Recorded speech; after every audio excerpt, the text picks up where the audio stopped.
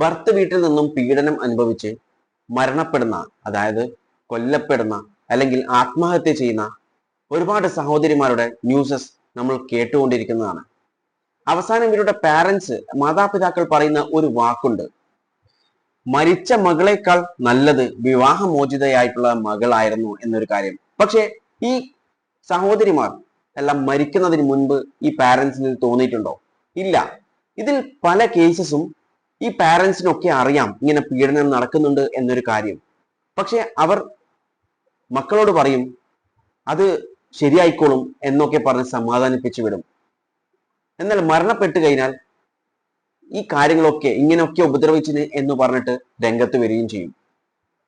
നിങ്ങൾ കല്യാണം കഴിപ്പിച്ചു കൊടുക്കുമ്പോൾ നോക്കേണ്ടത് ഒരു വ്യക്തിയുടെ ജോലി മാത്രമല്ല. ചിലപ്പോൾ നല്ല ജോലിയായിരിക്കും, പക്ഷെങ്കിൽ അയാളുടെ സ്വഭാവം നല്ലതല്ലായിരിക്കും. പിന്നെ സ്ത്രീധനം ചോദിച്ചിട്ട് വരുന്ന ഒരു വ്യക്തിയാണെങ്കിൽ ഉറപ്പിക്കാം അയാൾ അത്ര നല്ല ഒരാളല്ല എന്ന്. കാരണം അവൻക്ക് വേണ്ടത് ആ പെണ്ണിനെ അല്ല, സ്ത്രീധനമാണ്.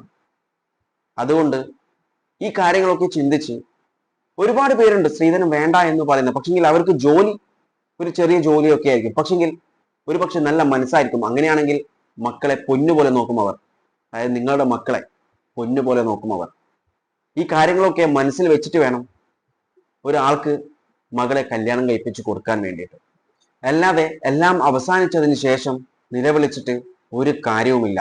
ഇതിനെക്കുറിച്ച് നിങ്ങളുടെ അഭിപ്രായങ്ങൾ കോമന്റ് ബോക്സിൽ രേഖപ്പെടുത്തുക.